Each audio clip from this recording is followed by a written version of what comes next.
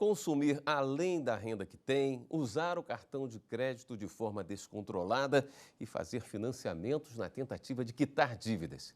Esses são exemplos de comportamentos que podem levar ao superendividamento. Você vai ver agora histórias de pessoas que tentam se livrar dessa situação e entender o posicionamento do Superior Tribunal de Justiça quando o assunto é cobrança. Uma pesquisa da Confederação Nacional dos Dirigentes Lojistas e do Serviço de Proteção ao Crédito, realizada em 2018, mostrou que mais de 60 milhões de pessoas estão endividadas. E há uma expectativa de que metade delas, ou seja, 30 milhões, estejam superendividadas, que é uma situação muito mais grave. O superendividamento acontece quando a pessoa tem dívidas que superam a renda e o patrimônio que possui. Francisco e André passaram pelo desespero do superendividamento. Você faz a conta e a conta não bate, não é? Isso vai te dando medo e o principal problema é você não ter as informações necessárias para poder sair daquela situação.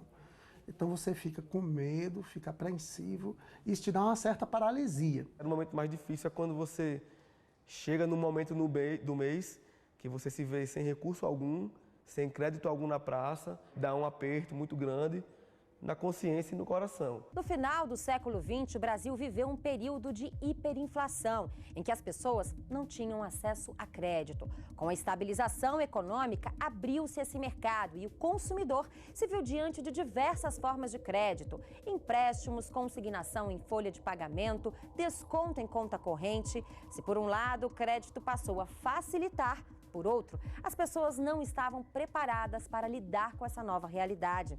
A falta de acesso à informação e à educação financeira faz com que, muitas vezes, o consumidor não planeje os gastos e acabe em um ciclo de dívidas que só cresce. Se de um lado, do ponto de vista psicológico, é encarar de frente o problema, de outro lado é planejamento. Levantar informação a respeito de como é a composição da dívida, depois fazer um plano de quitação com a renda que possui, talvez precise vender algum bem, um automóvel ou até mesmo um imóvel, talvez até precise pedir ajuda para familiares, enfim, cada qual tem as suas possibilidades. E aí sim, uma vez que tiver um plano escrito, isso tem que estar no papel, e aí você vai conversar com os credores, explicar, reconhecer que tem aquela dificuldade, mas que tem um plano para poder efetuar os pagamentos. Para ajudar essas pessoas, inclusive no âmbito judiciário, desde 2016, o Tribunal de Justiça do Distrito Federal criou o Centro Judiciário de Solução de Conflitos e de Cidadania Superendividados.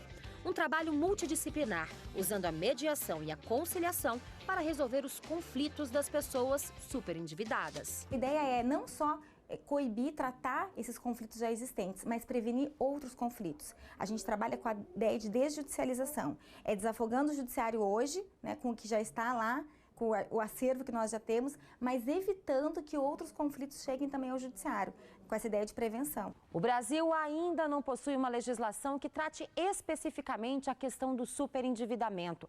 A regra maior é o Código de Defesa do Consumidor. Por isso, muitos casos envolvendo cobranças de dívidas vêm parar na instância superior, onde a interpretação dos ministros serve para orientar essa relação de consumo. A terceira turma do STJ reafirmou a jurisprudência da Corte ao decidir que as entidades mantenedoras de cadastros negativos devem notificar os consumidores ao importar dados do Cadastro de Emitentes de Cheques Sem Fundos, o CCF.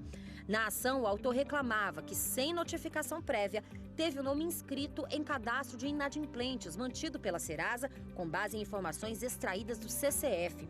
Ao julgar o recurso, a relatora, ministra Nancy Andrighi, lembrou que o cadastro de emitentes de cheques sem fundos é de consulta restrita, o que impossibilita a equiparação com os bancos de dados públicos. A turma determinou o retorno do processo para o Tribunal de Justiça de São Paulo, com orientação para o reconhecimento de dano moral.